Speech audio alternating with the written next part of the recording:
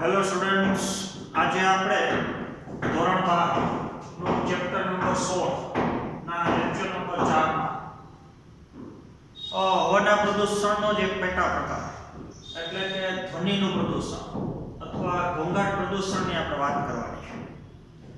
તો ઘોંઘાટ પ્રદૂષણ માટેનો સૌથી પહેલા તો કાયદો અથવા એના માટેનો એક્ટ સમજીએ.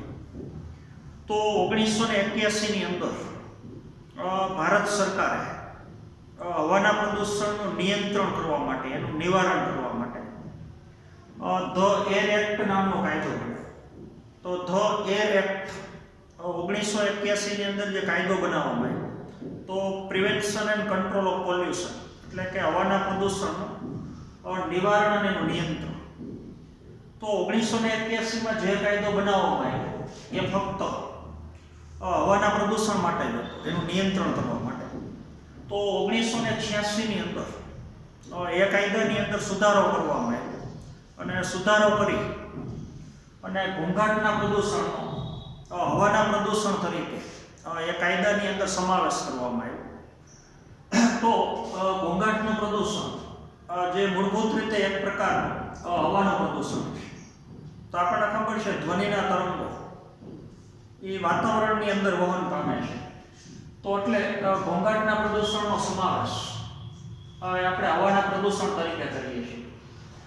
ત્યારબાદ હવે આપણે એ સમજીએ કે ઘોંઘાટનું પ્રદૂષણ કોને કહી શકાય. તો પર્યાવરણની અંદર સર્જાતો કોઈ પણ પ્રકારનો અવાજ જે સાંભળવા માટે અણગમતો હોય, અનિચ્છનીય હોય, તો એવા અવાજને આપણે ઘોંઘાટનું પ્રદૂષણ કહીએ છીએ. તો કોઈ પણ સજીવ જ્યારે અવાજ સાંભળે છે અને એ અવાજ સાંભળવાથી એની શારીરિક અથવા માનસિક અસર ઉપર, શારીરિક અથવા માનસિક સ્થિતિ ઉપર એની અસર થાય છે. તો શારીરિક રીતે અને માનસિક રીતે એ અવાજ સાંભળવા માટે અનિચ્છનીય છે, અણગમતો છે. તો એવા અવાજને, એકદમ ઊંચી તીવ્રતાવાળા અવાજને આપણે ધ્વનિ અથવા ઘોંઘાટનું પ્રદૂષણ કહીએ છીએ. તો એના માટેનો એક રેશિયો છે 80 ડેસિબલ. બરોબર સમજવાનું છે. તો સૌથી પહેલા તો ઘોંઘાટને માપવા માટેનો એકમ એ બેલ અથવા ડેસિબલ છે. 2 એકમની અંદર આપણે ઘોંઘાટનું એની તીવ્રતા કેટલી છે એનું માપન કરી શકીએ. તો 1 એકમ બેલ છે અને 1 એકમ ડેસિબલ છે. તો 1 બેલ બરાબર 10 ડેસિબલ છે. તો બેલ છે મોટો એકમ છે અને ડેસિબલ નાનો એકમ છે.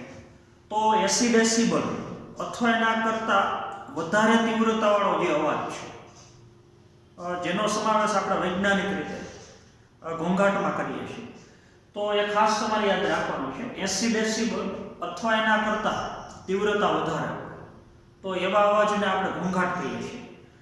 પણ 150 ડેસિબલ અથવા એના કરતાં વધારે તીવ્રતા હોય તો જે ધ્વનિને આપણે એકદમ ઊંચી તીવ્રતાવાળો ધ્વનિ કહીએ છીએ. જેટ પ્લેન છે, રોકેટ છે, તો એના અવાજની તીવ્રતા એ 150 ડેસિબલ અથવા એના કરતાં વધારે હોય છે.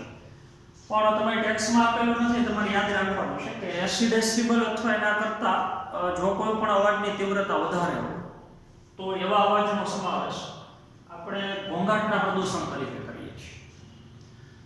તો આવું ઘોંઘાટનું પ્રદૂષણ પ્રેરવા માટેના સ્ત્રોતો કયા છે, ઊંચી તીવ્રતાવાળો અવાજ ક્યાંથી ઉત્પન્ન થાય છે.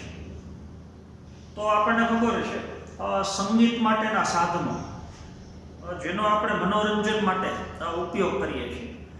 તો ટેપ છે, ટીવી છે, મોટા મોટા સ્ટીરિયો ગોઠવી અને ફંક્શનની અંદર આપણે સોંગ વગાડીએ છીએ.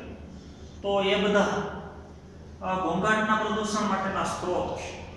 તો મનોરંજન માટે, મોજ માટે અથવા આનંદ માટે જ્યારે આપણે સાધનોનો ઉપયોગ કરીએ છીએ ત્યારે એ સાધનોની એના દ્વારા જે ઉત્પન્ન થતો અવાજ છે એ અવાજની મનોવૈજ્ઞાનિક એટલે કે માનસિક અને શારીરિક અસરો થાય છે. તો એ માનસિક અને શારીરિક અસરો એ એક પ્રકારના વિકારો અથવા અલગ અલગ પ્રકારના રોગો છે, અથવા એની આપણા શરીર ઉપર શારીરિક અને માનસિક ખરાબ અસરો થાય છે. એવી જ રીતથી અવાજના સ્ત્રોત હમણાં આપણે વાત કરી એ પ્રમાણે જેટ પ્લેન છે, રોકેટ છે, વિમાન છે, તો એમાંથી એકદમ ઊંચી તીવ્રતાવાળો એટલે કે 150 ડેસિબલ અથવા એના કરતાં એની તીવ્રતા વધારે હોય છે. તો એ અવાજ ખાસ કરીને સાંભળવાની તકલીફ એ પ્રેરવા માટે જવાબદાર છે.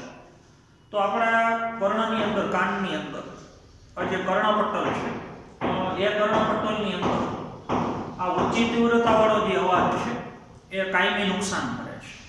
તો એનાથી ધીમે ધીમે કાયમી બહેરાશ આવે છે.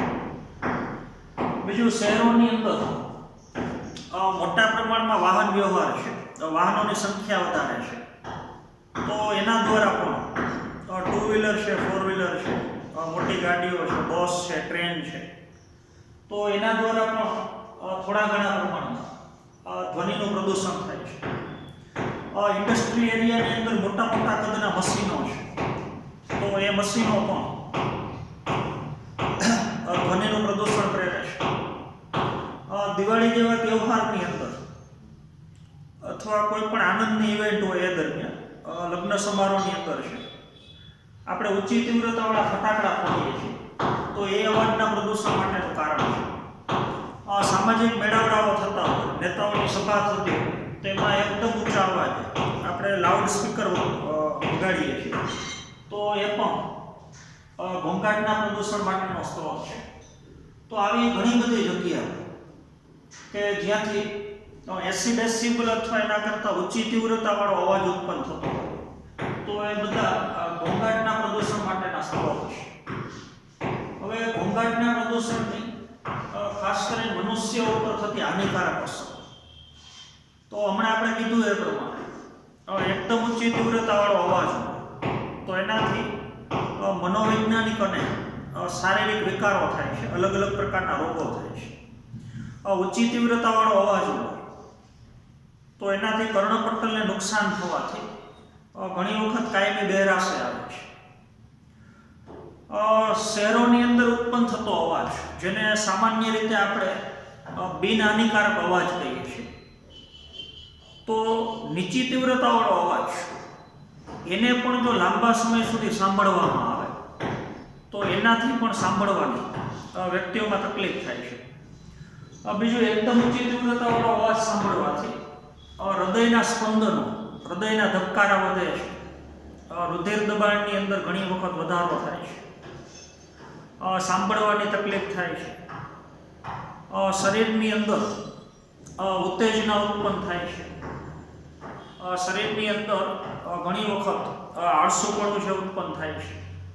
તો આવી અસંખ્ય પ્રકારની હાનિકારક અસર જે ધ્વનિ પ્રદૂષણથી થાય છે.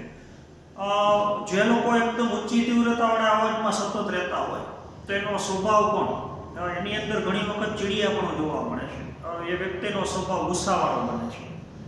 તો આવી ઘણી બધી હાનિકારક અસર જે ધ્વનિની ઊંચી તીવ્રતાના લીધે ઉત્પન્ન થાય છે, તો એ શારીરિક અને માનસિક અસરો છે.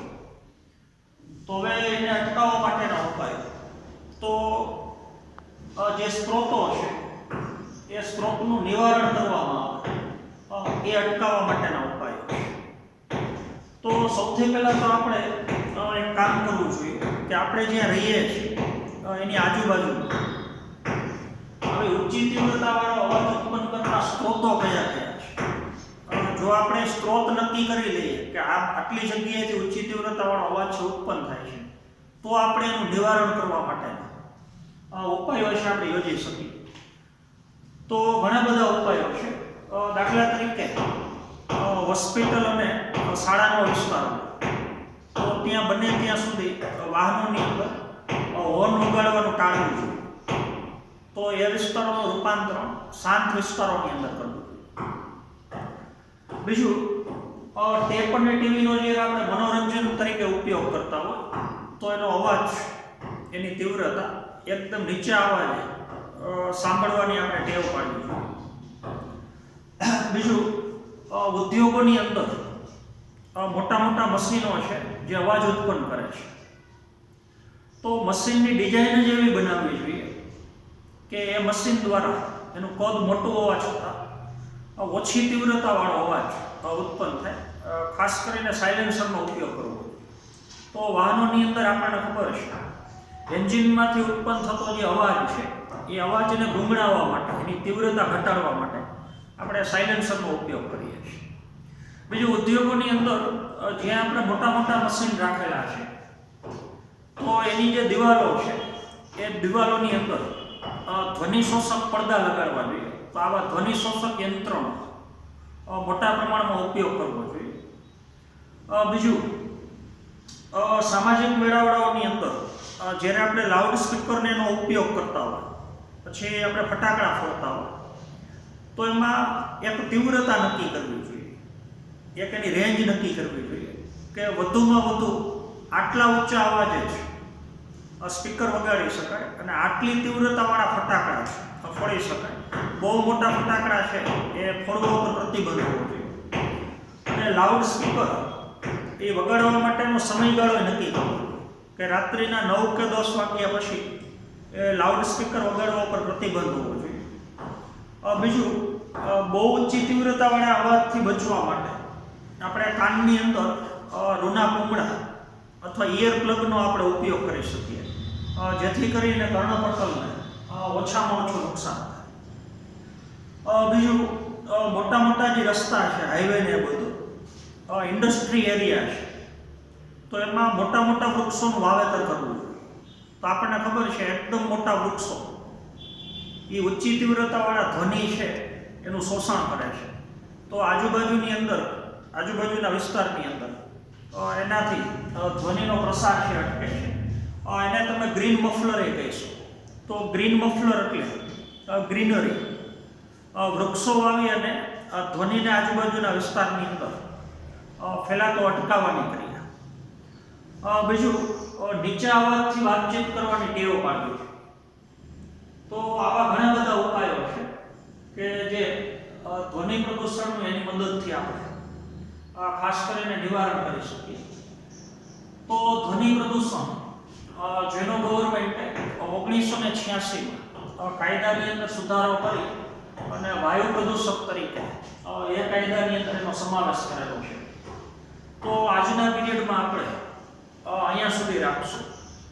તો આવતા પીરિયડમાં હવે હવાના પ્રદૂષણનો એક છેલ્લો ટોપિક, ખાસ કરીને વાહનોનું પ્રદૂષણ અને એ અટકાવવા માટે ગવર્મેન્ટે કયા કયા પ્રકારના નિયમો, કાયદાઓ બનાવ્યા છે. તો દિલ્હીનો એક કિસ્સો આપેલો છે, તો એનું આપણે ખાસ કરીને અધ્યયન કરવાનું છે. તો એની ચર્ચા આપણે આવતા પીરિયડમાં કરશું. તો આજના પીરિયડમાં આપણે અહીંયા સુધી રાખશું.